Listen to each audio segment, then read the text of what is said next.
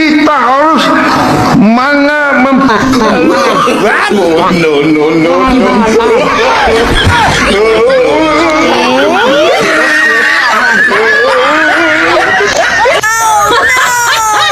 sebagai emak-emak dan ibu rumah tangga juga, saya merasakan kesulitan yang sudah begitu sulit selama Jokowi memimpin 10 tahun. Dan sekarang saya pikir dengan terpilihnya Pak Prabowo itu akan ada perbaikan. Tetapi yang kami rasakan sebagai emak-emak di sini semakin sulit dan semakin terpuruk. Apakah Prabowo sanggup atau tidak sanggup? Kalau tidak sanggup, menyerah saja, mundur saja. Masih banyak Pak yang lebih mampu dari Bapak. Bapak jangan suka hanya beromon-omon, terus-terus menyampaikan program-program Bapak yang tidak jelas. Bapak menghabiskan energi, Bapak menghabiskan uang rakyat, Bapak nggak jelas Pak program Bapak. Lebih baik Bapak mundur, biarkan rakyat yang menentukan kembali siapa pemimpin yang layak memimpin Republik ini. Sekian saja, terima kasih. Wassalamualaikum warahmatullahi wabarakatuh. Luar biasa, Prabowo kembali jadi bahan ledekan warganet gara-gara pernyataannya saat berpidato. Prabowo Subianto kembali menjadi sorotan di media sosial, bukan hanya karena kebijakan pemerintah, tetapi juga karena gaya dan sejumlah pernyataannya ketika menyampaikan pidato. Belakangan, potongan-potongan pidato Prabowo kerap beredar di media sosial dan kemudian menjadi bahan komentar, meme, hingga ledekan warganet. Fenomena ini sebenarnya bukan sesuatu yang benar-benar baru. Pada Juni 2026, misalnya, pernyataan Prabowo dalam acara Pekan Nasional Petani dan Nelayan di Gorontalo ramai dibicarakan. Beberapa ucapan spontan, termasuk kalimat "emang gue pikirin", menjadi bahan perdebatan di media sosial. Ndasmu dan lain sebagainya.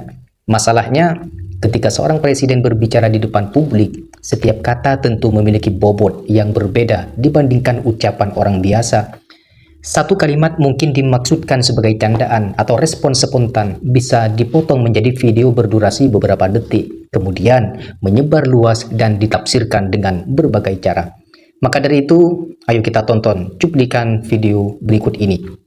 saudara-saudara, MBG ditambah dengan Koperasi Desa Merah Putih ini akan membangkitkan ekonomi kita. Sekarang saya kira secara jujur para kepala desa, para bupati sudah mulai merasakan. Ke depan akan lebih merasakan. Lu jangan nantang gue lo.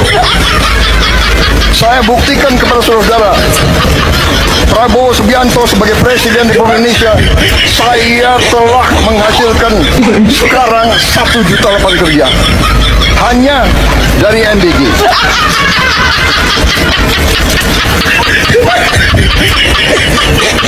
Saya ingin mati di atas jalan yang benar. Saya ingin mati di atas jalan merah putih. Saya ingin mati membela rakyat saya. Kontol.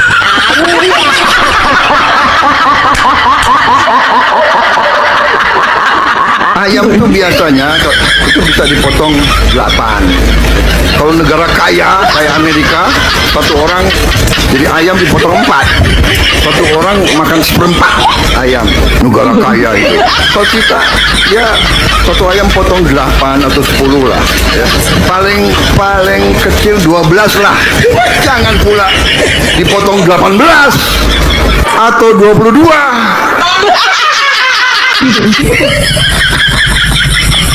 Kalau lapar, kerja biar dapat duit, bisa beli makanan. Jangan percaya kalau ada yang bilang kalau bangsa ini lapar, saya yang tanggung jawab. bohong, itu bohong.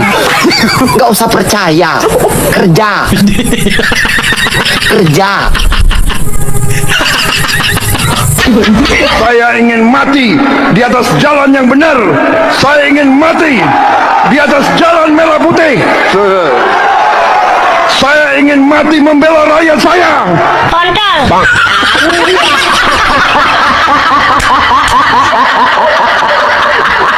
Negara yang paling nomor 1 di dunia sekarang, rakyatnya mengatakan dia bahagia, adalah bangsa Indonesia. Ini mengharukan bagi saya. Ini parah nih.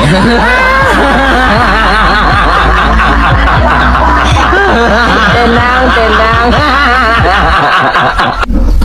aslinya bangsa Indonesia tidak pakai seng.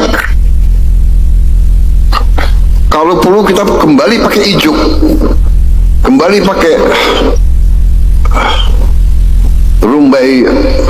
Kalau tidak kita harus cari. Rakyat kita dari dulu bisa bikin genteng kok. Genteng bukan teknologi baru. Rakyat kita dari dulu pakai genteng. Seng ini cepat berkarat. Karat ini tidak baik untuk kesehatan. Begitu banyak nanti penyakit paru-paru tanpa kita sadari. Orang-orang muda sudah kena kanker paru-paru. Padahal dia nggak merokok. Dari mana? Ya, dari karat, dari asbes, dari macam-macam kimiawi. Jadi saya anjurkan gubernur, bupati.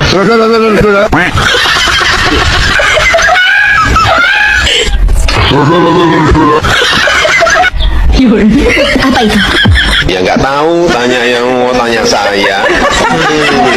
Telur jangan bikin dadar.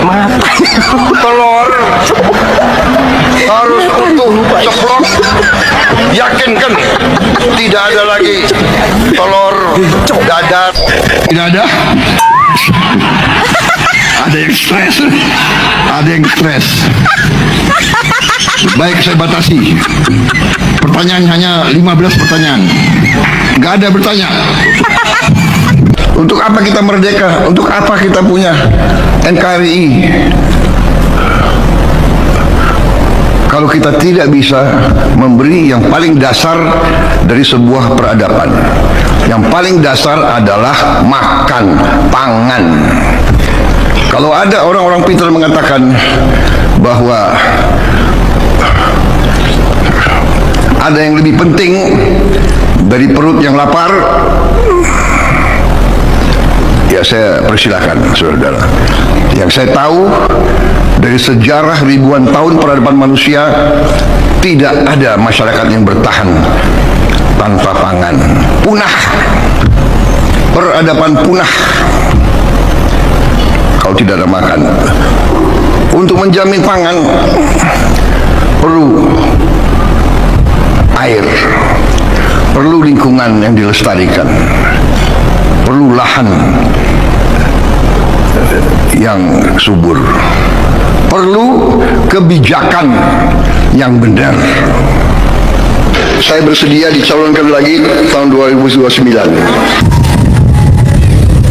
Wis Pak, wis cukup Pak. Lagian sudah tua, rakyatmu akeh sing gendeng, wis ngene rong tahun akeh sing gendeng Pak. Ya, ojo nyalon neh, wis cukup rong tahun, tambah 3 tahun iki wis cukup. Ya Pak, gak kuat rakyatmu, gak kuat. Akeh wis gendeng rakyatmu. Apa kamu sakne rakyatmu? Nyalon neh 2029 tambah koplak rakyatmu ya. Ya, hilingen ya. Dan di era media sosial, potongan beberapa detik itu kadang justru lebih terkenal daripada keseluruhan pidatonya. Hal inilah yang membuat sebagian warganet kemudian menggunakan istilah seperti blunder untuk menggambarkan gaya komunikasi Prabowo.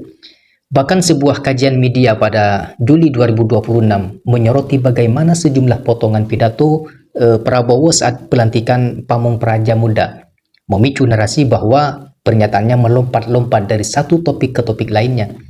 Di sisi lain, pemerintah mengimbau masyarakat melihat pidato secara utuh agar tidak mengambil kesimpulan hanya dari potongan video yang viral. Artinya, persoalannya tidak sesederhana mengatakan bahwa semua pidato Prabowo adalah blunder. Ada kritik yang memang muncul karena pilihan kata. Ada pula kontroversi yang membesar karena potongan video kehilangan konteks. Namun satu hal yang sulit dibantah adalah gaya bicara Prabowo memang sangat mudah menjadi bahan perbincangan di media sosial. Warganet bahkan sampai membuat lelucon tentang pidato Prabowo. Pada Agustus 2026, sebuah diskusi ini menunjukkan bagaimana sebagian pengguna bercanda mengenai panjang dan frekuensi pidato Prabowo. Di sisi lain ada juga contoh ketika sebuah video yang beredar ternyata tidak sesuai dengan konteks yang diklaim.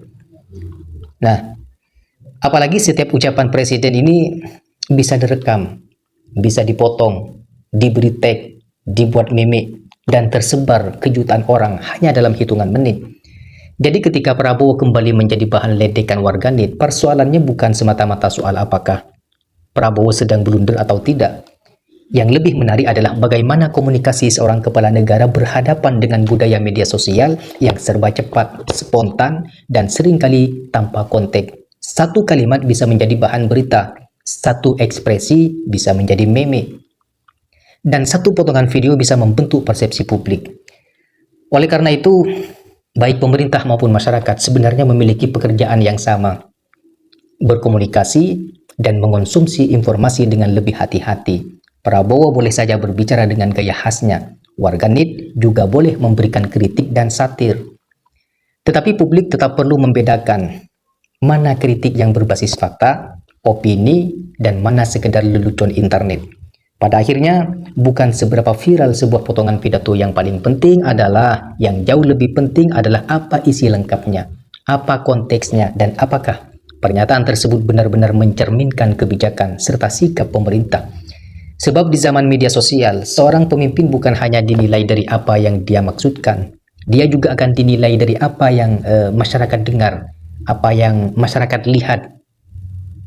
Nah, maka dari itu, ini adalah yang perlu diperhatikan oleh pemimpin atau Prabowo Subianto sebagai Presiden Republik Indonesia.